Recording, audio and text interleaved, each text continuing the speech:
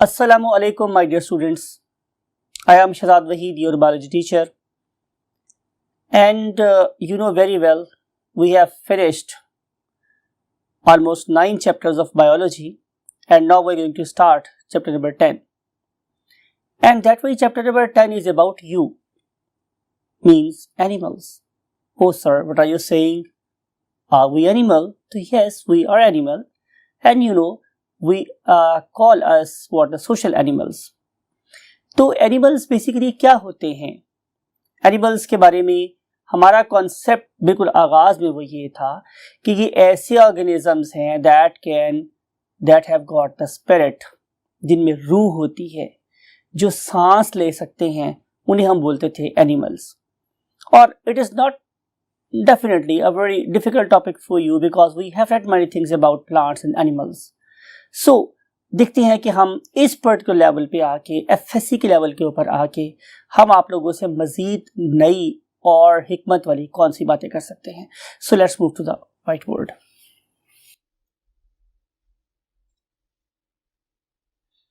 Hi my dear students. Rather now I want to say you the zoologists. And you know the organisms that can be found in the zoo are called as animals. तो इसीलिए हम लोग इस chapter को study करने के लिए आप लोगों को बार बार जिस नाम से मुखातिब करेंगे that is the zoologist. So zoo mean animals and logy mean study. तो study of animals is called as zoology. तो पर्टिकुलरली हम इसमें इस वक्त जिस पर्टिकुलर ग्रुप ऑफ ऑर्गेनिज्म का एड्रेस कर रहे हैं this are none other than animals. So we're going to start the kingdom Animalia. I have discussed with you on the, you can say, introduction, okay, what are basically animals. Animals are the organisms that can breathe, कि जो सांस ले सकते थे, उन particular organisms को हमने नाम दिया animals का. एक और चीज़ जिसके बारे में हमें कहा गया कि it has got the soul, और जिसे हम आम जुबान में क्या बोलते हैं, रूह. तो जिन organisms में रूह होती है उन्हें हम लोग एनिमेलिया का नाम देते हैं. हाउएवर, जैसे मैंने डिस्कस किया इंट्रोडक्शन में, ज़रूरी नहीं है कि हम सिर्फ इन एनिमल्स को लिविंग समझें. इसके अलावा भी बहुत से ऑर्गेनिज्म दुनिया की फेस ऑफ अर्थ पे प्रेजेंट हैं कि जिन्हें हम लोग लिविंग कंसिडर करते हैं. However they are not animals. For example कि हम प्लांट्स की बात कर लें, हम डिफरेंट टाइप्स के फंगस की, फंजाई की बात कर लें, राइट. तो बहुत से ऑर्गेनिजम्स हैं, लेकिन हम बहरहाल एनिमेलिया में उनको रखेंगे कि जिनके बारे में हमारा इनिशियल कॉन्सेप्ट ये था कि they can breathe, they can carry out process of inhalation, that can carry out the process of exhalation. तो उन्हें हम लोग क्या नाम देते हैं? Definitely the animals. अब स्टार्ट में हमारे पास सिर्फ और सिर्फ 2 किस्म के क्या होते थे? किंगडम्स होते थे. हम एनिमल्स की बात कर रहे हैं. उनमें से एक को हम लोग नाम देते थे प्रोटोजोन्स का. ठीक है, प्रोटोजोन्स के नाम देते थे. और जो प्रोटोजोन्स थे उनके बारे में हमारे पास एक ही फीचर था कि these particular organisms are none other than unicellular organisms. तो जिन ऑर्गेनिजम्स की बॉडी यूनिसेलुलर होती थी, एक सेल पे मुश्तमिल होती थी, उन्हें हम लोग प्रोटोजोआ का नाम दे देते थे. और जो दूसरे किस्म के मेरे पास ऑर्गेनिजम्स थे उनको हम लोग क्या बोलते थे? मल्टीसेलुलर. तो जो मोस्ट ऑफ द ऑर्गेनिजम्स थे, मोस्ट ऑफ द ऑर्गेनिज्म जो उस वक्त के दौर के लोगों को पता थे, वो मल्टीसेलुलर थे because they consist of number of cells. लेकिन आपको इस बात का पता है कि अपनी इस पर्टिकुलर एफएसए की बुक में we are not giving that much evaluation to the 2 kingdom system. Rather we are going to have the foundation और the base that is based on 5 kingdom system of classification. And you know, this 5 kingdom system of classification was first proposed by Robert Whitaker. ठीक है, तो it was proposed by Robert Whitaker, right? And basically अगर आप इस kingdom को देखेंगे, इस system of classification को देखेंगे, तो आपको पता चलेगा कि इसके अंदर तो कहीं हमारे पास प्रोटोजोआ है ही नहीं. यानी कि अगर मैं बात करूं कि try to find out phylum protozoa, तो phylum protozoa is altogether absent. हमारे 5 किंगडम सिस्टम में phylum protozoa is altogether absent, ये तो बिल्कुल एब्सेंट, हमें नजर ही नहीं आता। तो सवाल ये है कि फिर हम लोगों ने इन यूनिसेलुलर ऑर्गेनिजम्स को कहाँ प्लेस किया हुआ है? तो आंसर है इस पर्टिकुलर ग्रुप में, जिसका नाम मेरे पास क्या था? प्रोटोक्टिस्टा। लेकिन याद रखने वाली बात यह है, बल्कि आप पढ़ के आए हैं, आपने पूरा एक चैप्टर पढ़ा था किंगडम प्रोटिस्टा के ऊपर। यू नो दिस थिंग कि प्रोटिस्टा के अंदर हमारे पास सिर्फ और सिर्फ यूनिसेलुलर ऑर्गेनिज्म नहीं आते, इसके लिए तो बहुत सारे मल्टीसेलुलर ऑर्गेनिजम्स भी आते हैं। लेकिन हम सिर्फ बात ये कर रहे हैं कि प्रोटोजोन्स कहाँ हैं इस किंगडम सिस्टम में। तो प्रोटोजोआ को हमने प्लेस कर दिया प्रोटोक्टिस्टा में। तो आपको ये वाली बात भी याद होगी कि हमने प्रोटोक्टिस्टा को ग्रुप ऑफ एक्सक्लूजन्स बोला था, कि जो कहीं भी फिट ना हुआ उसे उठा के हम लोगों ने कहाँ प्लेस कर दिया? प्रोटोक्टिस्टा में। तो आप लोगों को याद होगा कि मैंने इसके लिए एक टर्म दारुल अमान भी लिखी थी, ठीक है, दारुल अमान भी लिखी थी, कि जो एनिमल, प्लांट, फंगस कहीं फिट नहीं था उसे उठा के प्रोटिस्टा में फिट कर दिया। लेकिन जो सबसे इंपॉर्टेंट बात है इस पर्टिकुलर पॉइंट के रेफरेंस से वो ये कि we have placed all protozoans in Protoctista. तो देखना ये है कि क्या हमारे पास कोई ऐसा यूनिफाइंग कैरेक्टर है या कैरेक्टर्स हैं कि जिनको अगर मैं किसी ऑर्गेनिज्म में फाइंड करूं तो मैं कहूंगा कि ये एनिमल है। तो आए उसके लिए हम मूव करते हैं next column of the board की तरफ। Look at this, we have proposed 1 2 3 4 5 words for the group of the organisms that should be included in what? Animalia, right. तो उसमें जो सबसे पहला मेरे पास फीचर है कि ये ऑर्गेनिजम्स हमेशा कैसे होते हैं? Multicellular. They are always what? Multicellular. तो जो पहला एम है, it is for multicellular organisation.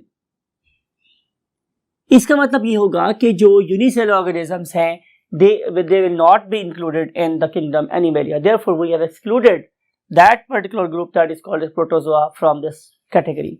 And then they are basically diploblastic in organization. Whenever we say diploblastic organization, तो इसका मतलब ये है कि जब ये एक एम्ब्रियो से आगे बढ़े, यानी कि ये एक जाइगोट की स्टेट से आगे बढ़े, तो इनकी बॉडी के अंदर 2 जर्मिनल लेयर्स बनी। Whenever we say die और डिप्लो, इसका मतलब है 2, और ब्लास्टिक का मतलब है लेयर्स ऑफ द ब्लास्टुला। तो इनकी डेवलपमेंटल स्टेज, जिसे हम क्या बोलते हैं? ब्लास्टुला, उसमें आप लोगों को सिर्फ और सिर्फ 2 लेयर्स नजर आती हैं। One of them is called as ectoderm and other one is called as endoderm, right. तो जहां भी हम लिखते हैं वर्ड एक्टो, तो इसका मतलब होता है सबसे बाहर वाली, और एंडो का मतलब होता है सबसे अंदर वाली। तो इस लिहाज से यहाँ पे सिर्फ 2 लेयर्स बनी, एक बाहर वाली और एक अंदर वाली। तो डर्म का मतलब होता है लेयर या skin. You know very well कि डर्माटोलॉजिस्ट क्या होता है? Who deals with the elements of the skin, उसे हम क्या बोलते हैं? डर्माटोलॉजिस्ट। तो डर्म का मतलब होता है स्किन या लेयर। तो 2 लेयर्स होगी। अब हम चल रहे हैं नेक्स्ट पॉइंट की तरफ। एंड दिस वेरी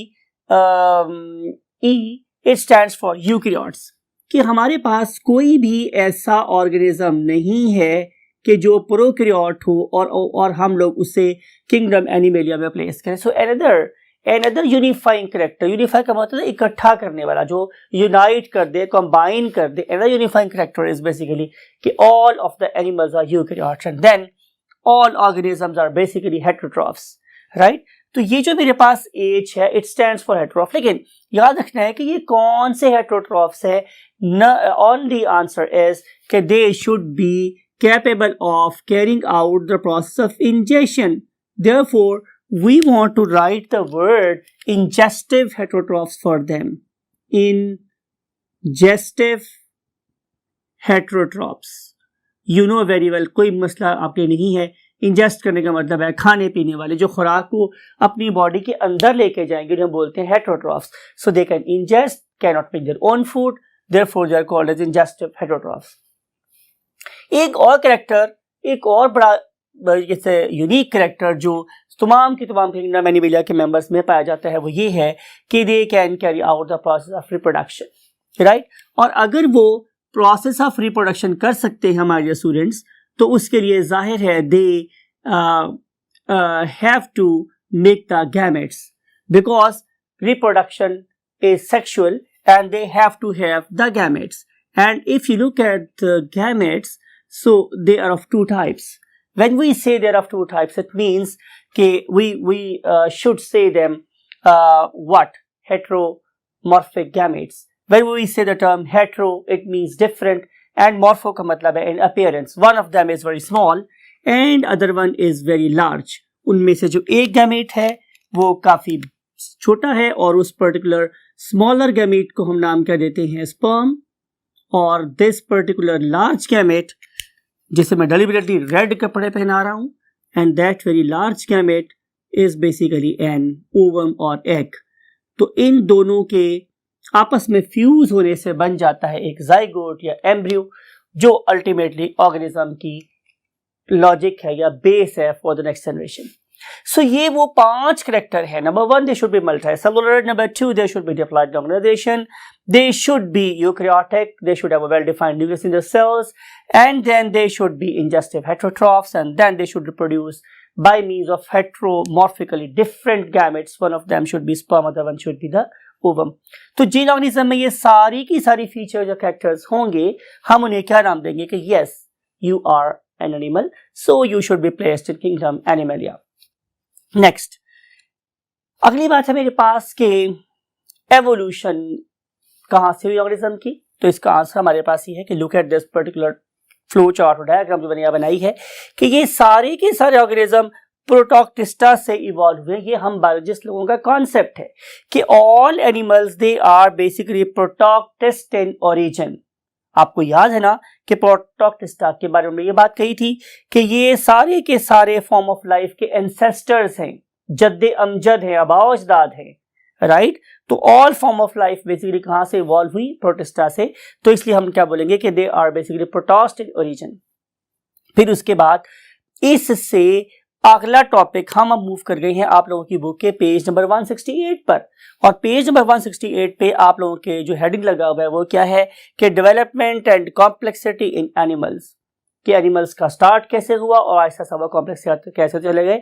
डेफिनेटली आज के इस कलील टाइम में हम वो सारे के सारे डायग्राम एक्सप्लेन नहीं कर सकते. हम उसका छोटा नीचे वाला बेजल पार्ट एक्सप्लेन कर रहे हैं, राइट. तो इस पर्टिकुलर टाइप में आपको ये याद रखने वाली पहली बात जो आपकी बुक में लिखी हुई है कि हमारे पास बहुत से फॉर्म ऑफ लाइफ आई. कोई फंजाई आए, कोई हमारे पास प्लांट्स आ गए, कोई हमारे पास यू कैन से बैक्टीरिया आ गए, कोई हमारे पास वायरसेस आ गए. लेकिन जितनी डाइवर्सिटी, इख्तलाफ, वैरायटी हमें एनिमल्स में नजर आती है वो नजर नहीं आ रही. ठीक है.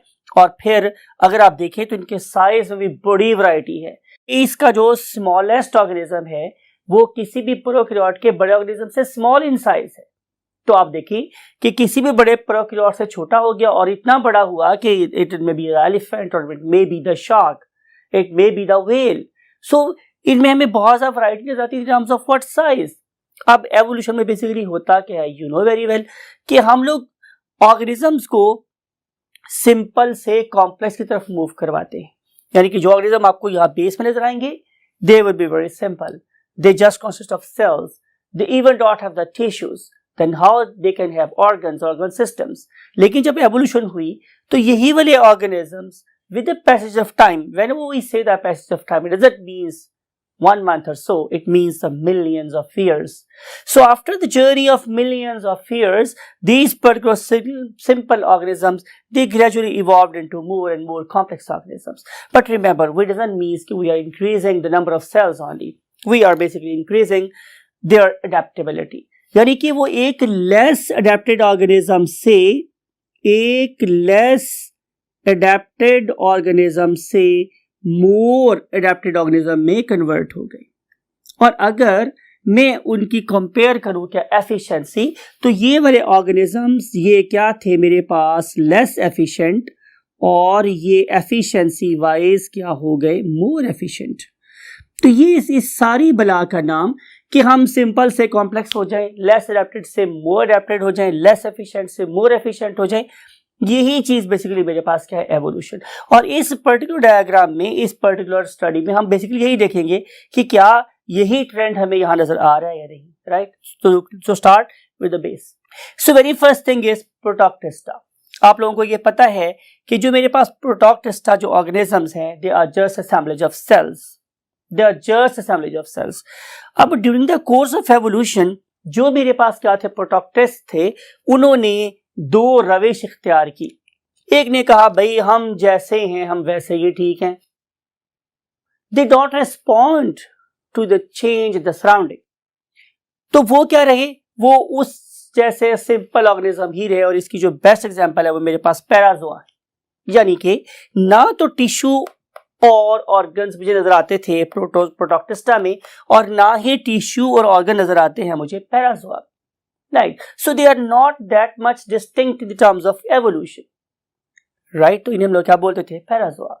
और पैराजोआ का जो एक रिप्रेजेंटेटिव दुनिया में अभी भी मौजूद है, दैट इज बेसिकली द पोरीफर्स। और यू नो वेरी वेल, आप लोग चैप्टर ग्रेड 9 में पढ़ के आए हो, ग्रेड 10 में पढ़ के आए हो कि porifers are the organisms that have got pores on their body.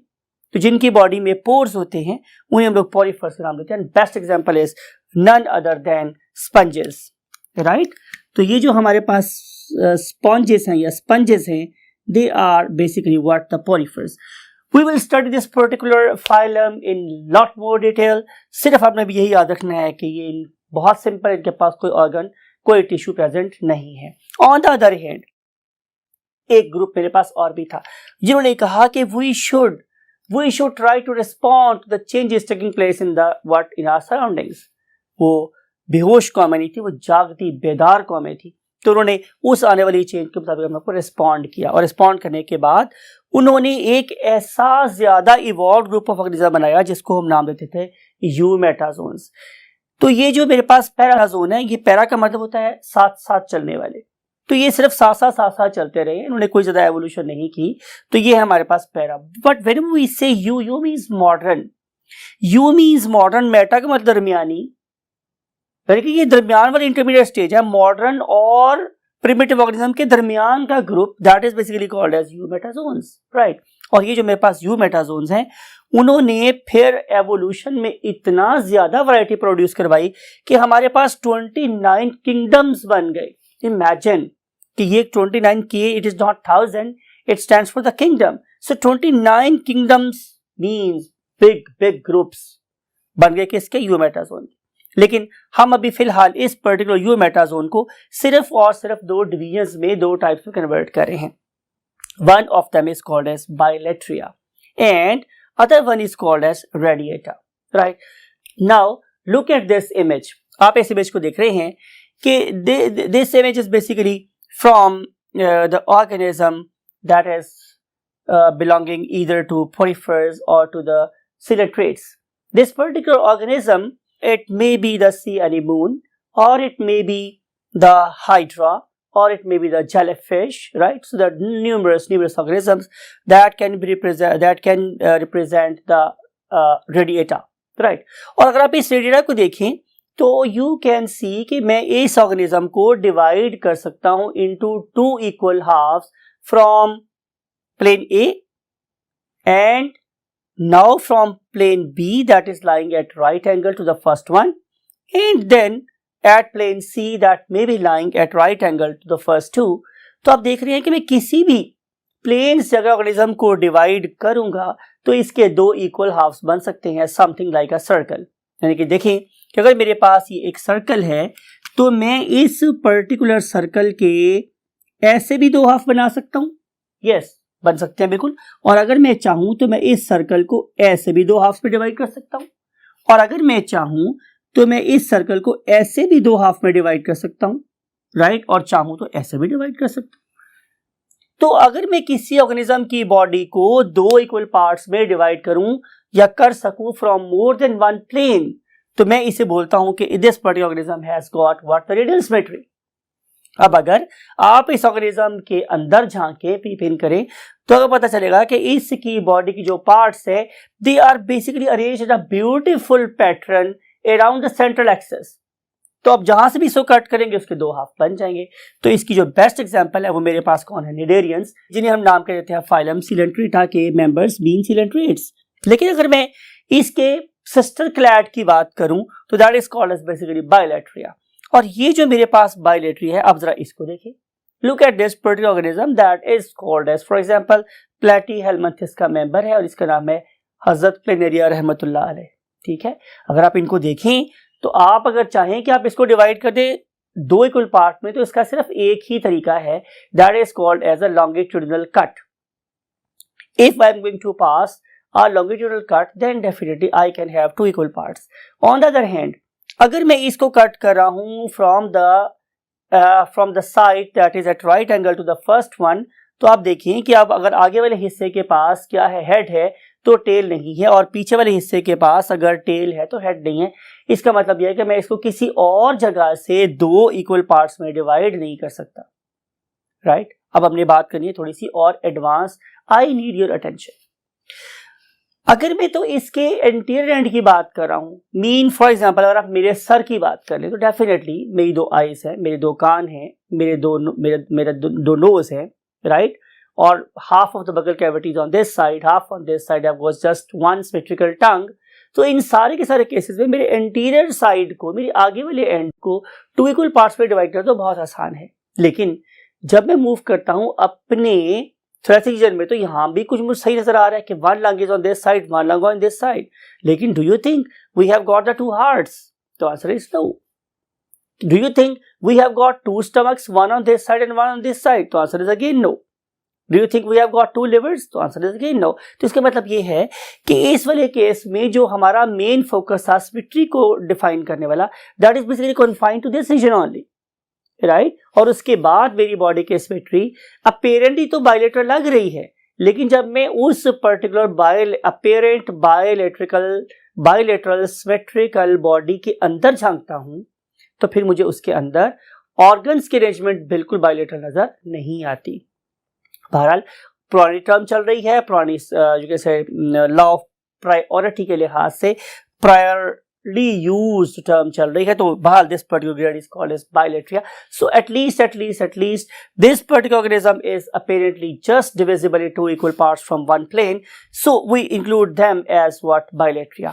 और ये जो मेरे पास बायलेट्रिया है, इसको हमने फर्दर तीन मेन डिविजन्स में डिवाइड किया हुआ है। One of them is called as acoelomate. Look at this, ये वाली डिवीजन कहां से है? Right one division. ये याद रखने वाली बात यह है कि हमने जो कॉम्प्लेक्सिटी है उसको भी लेफ्ट से राइट की तरफ को मूव किया हुआ है, इसका कॉम्प्लेक्स हो रहा है organism. So very right, most simple. और इससे थोड़ा सा ऊपर आएंगे और इस साइड की तरफ आएंगे तो आप लोगों को इससे ज्यादा कॉम्प्लेक्स ऑर्गेनिज्म नजर आएंगे, और इनका नाम मेरे पास क्या है? एसिलोमेट। सवाल ये है कि what is meant by the term A in biology? You know very well, पढ़े लिखे बच्चे हैं आप लोग। मींस नो, ए मींस नहीं है सीलोम, एक बॉडी कैविटी। अब बॉडी कैविटी से मेरे पास क्या मुराद है? लेट्स सी दिस थिंग कि अगर मैं क्या करूं कि मैं आप लोगों के पेट के ऊपर एक कट लगाऊं, तो मुझे आपके पेट के अंदर एक कैविटी नजर आएगी, and that very cavity is basically lying between the walls of your belly and intestine। वो जो खाली जगह है जिसमें आप लोगों का लिवर प्रेजेंट है, आप लोगों का स्टमक प्रेजेंट है, आप लोगों की स्मॉल इंटेस्टिन, आप लोगों की लार्ज इंटेस्टिन, आप लोगों के किडनीज, आप लोगों का वर्टिब्रल कॉलम, गुजरने वाली ब्लड वेसल्स, उस जॉफ को, उस कैविटी को हम लोग नाम कर देते हैं सीलोम। लेकिन जब मैं बात करता हूं एसिलोमेट्स की, तो look at this particular cross section. तो आपको नजर आता है कि इस वाले केस में बॉडी वॉल और बिल्कुल सेंटर में लाए करने वाली गट के दरमियान में, whenever I use the term gut, इसका मतलब ये है इंटेस्टाइन, इसका मतलब है डाइजेस्टिव ट्रैक, राइट। तो इस डाइजेस्टिव ट्रैक के साइडों पे और वॉल के अंदर कोई स्पेस प्रेजेंट नहीं है, तो मैं इसे नाम दूंगा क्या? एसिलोमेट। और इस पर्टिकुलर एसिलोमेटा ग्रुप का एक ही बड़ा प्रोमिनेंट रिप्रेजेंटेटिव है, and that is called as the platyhelminthes. मैंने आपसे वादा किया था कि हम इससे विस्तार डिस्कस करेंगे आज। तो बहरहाल सिर्फ ये याद रखें कि एसिलोमेट में एक ग्रुप आता है दैट इज कॉल्ड एज प्लैटिहेल्मिंथस, और इसके members you know very well, one of them is liver fluke, other one is tapeworm for example. तो ये जो मेरे पास बड़े फेमस ऑर्गेनिजम्स हैं, उनके नाम मैंने आपके सामने बोल दिए हैं। Now we want to move to the next group, and next group is again lying on the left side, and that very left side is occupied by this very group that is called as pseudocoelomates. और जब मैं word use करता हूं pseudo, not pseudo, pseudo coelomate, तो whenever I use a term coelom तो आपको पता है body cavity, but when I use a term pseudo इसका मतलब होता है फॉल्स, यानी कि इनमें बॉडी कैविटी तो है लेकिन वो झूठी है। भाई क्यों झूठी है, कैसे झूठी हो गई? तो हमने ये कहा है कि अगर ये बॉडी कैविटी सही होती, ठीक है, तो फिर इसके बॉडी के बाहर और इंटेस्टाइन के बाहर प्रॉपर एंडोडर्म की लाइनिंग होती, लेकिन अगर इनके बाहर मेसोडर्म की लाइनिंग होती, और अगर इनके बाहर मुझे मेसोडर्म नजर नहीं आ रहा तो इसका मतलब यह है कि इनकी कैविटी या जॉफ के प्रोड्यूस होने की वजह मेसोडर्मल लाइनिंग नहीं है बल्कि कोई और वजह है।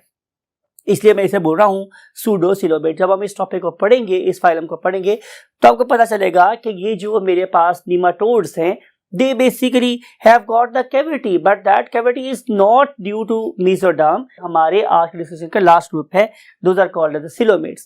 So organisms that have got the true body cavity are called as what? Coelomates. ठीक है, तो जो हमारे coelomates हैं, they have got the true body cavity. और मेरा ख्याल है आप समझ गए हैं कि ये एक ऐसी बॉडी कैविटी होगी कि जिसमें small intestine is also lined by the mesoderm and body wall is also lined by the mesoderm. ठीक है माय डियर स्टूडेंट्स, तो अब आज हम इस डिस्कशन को यहीं पे रोकते हैं और कल हम लोग इस पर्टिकुलर डायग्राम को और फर्दर जो पेजेस हैं means from 116 and we shall start tomorrow. Till that time, take very good care of yourself and your great parents. Always keep us in your prayers. I would like to say you all Allah Hafiz.